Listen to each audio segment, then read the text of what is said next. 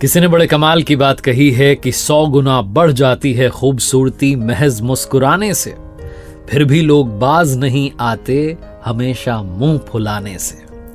नमस्ते, मैं आरजे कार्तिक। एक बड़ी छोटी सी कहानी दोस्तों आपको सुनाता हूँ। ये कहानी सुमित जी की, जो एक बर्फ बनाने वाले कारखाने में काम करते थे। और जिस फैक्ट्री में वो काम करते थे वहाँ पर बहुत सारे मजदूर, बहुत सारे अधिकारी, कर्मचारी सब लोग जाते थे। और सुमित जी का एक रूटीन था, जब ये अपने ऑफिस उस वर्कशॉप में जाते थे, फैक्ट्री में जाते थे, तो अंदर जाते हुए ये जो गार्ड साहब थे उनको राम राम कहते हुए जाते थे, बाहर निकलते हुए राम राम काका कहते हुए निकलते थे।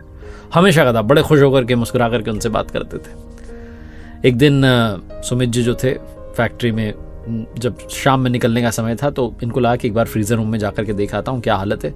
तो ये फ्रीज़र रूम में गए हुए थे और वहाँ पर इनको थोड़ा समय लग गया।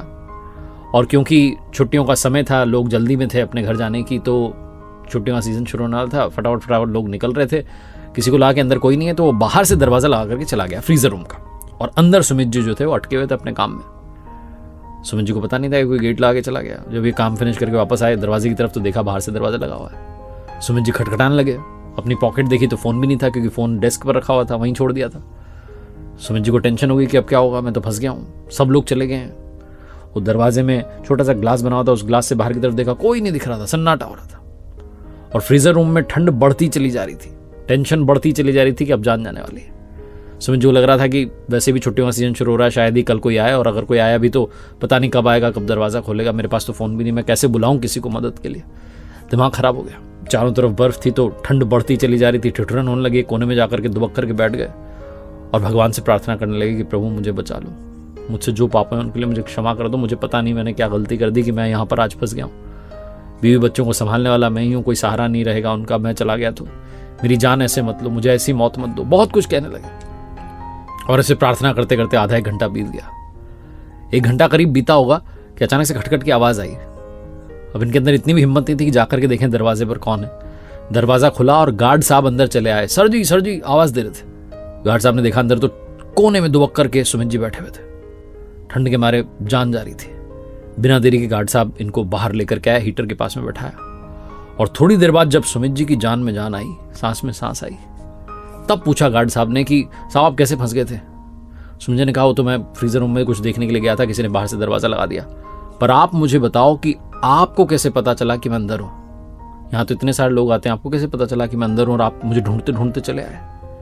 गार्ड साहब कहने लगे कि अरे साहब आप ही तो जो इतने प्यार से बात करते हो, कुछ ही लोग हैं यहाँ पर जो मुझसे ढंग से बात करते हैं, वरना सब लोग नज़रअंदाज करके, इग्नोर करके चले जाते हैं। आप आते हो सुबह सुबह तो राम राम कहते हो, जाते हो तो राम राम काका कहते हो। आज सुबह का राम राम तो मैंने सुन लिया था, जाते हुए का राम राम काका नहीं सुना था। मैं उसी का इंतज़ार कर रहा था। मुझे लगा शायद आप किसी काम में अटके हो, बहुत देर हो गई, तो मुझे लगा कोई अनहोनी ना हो गई हो, तो मैं अंदर कारखाने में देखना चला आया। आप कहीं दिखे नहीं, आपके डेस्क पर फ़ोन रखा हुआ था, इसका मतलब आप अंदर ही हो। मैं आपको ढूंढता रहा, फिर मुझे लगा कोई बड़ी बात तो नहीं हो गई, इसलिए मैं फ्रीज़र रूम की तरफ चला आया। वैसे तो दरवाज़ा बाहर से लगा हुआ था, लेकिन फिर भी कोई अनहोनी का अंदेशा मुझे हो रहा था, इसलिए मैंने दरवाज़ा खोल के अंदर देखा। और भगवान की कृपा थी कि आप सुरक्षित मिल गए। सुमित जी कहने लगे कि गार्ड साहब आपका धन्यवाद, आपने मेरी जान बचा ली आज, वरना मेरी मौत हो जाती। गार्ड साहब हंस के कहने लगे नहीं मैंने जान नहीं बचाई, वो तो राम राम कहते हो ना आप, राम जी ने आपकी जान बचाई है। बहुत छोटी सी कहानी है जिसका सार ये कहता है कि नमस्कार करना, राम राम कहना, अभिवादन करना सबका बहुत इंपॉर्टेंट है। आपको नहीं पता कौन आदमी कब आपके काम आएगा। और राम राम कह रहे हो, प्रभु का नाम ले रहे हो, तो प्रभु तो आपकी रक्षा कर ही लेंगे। अभिवादन करना, ग्रीटिंग जो है बहुत इंपॉर्टेंट है लाइफ में। हम में से कई लोगों को ऐसा लगता है कि तो मुझसे छोटा है, इससे बात करके मेरा क्या फ़ायदा होगा, इग्नोर करके आगे बढ़ जाते हैं, अपने आप को हम सुपीरियर समझते हैं। हम भूल जाते हैं कि सब लोग जो हैं एक जैसे ही हैं, हम सब उनकी संतान हैं। आपस में प्रेम रखिए, अपनों से नीचे वाले का भी ख्याल रखिए, क्योंकि जब आप सबका ख्याल रखते हैं तो ऊपर वाला हम सबका ख्याल रखता है। प्रभु हम सबको संभाल लेते हैं। एक बार फिर से वही बात जो अक्सर आपसे कहता हूं, कर दिखाओ कुछ ऐसा कि दुनिया करना चाहे आपके जैसा। याद रखिए मैंने अपनी ऑफिशियल वेबसाइट लॉन्च की है www.rjkartik.in।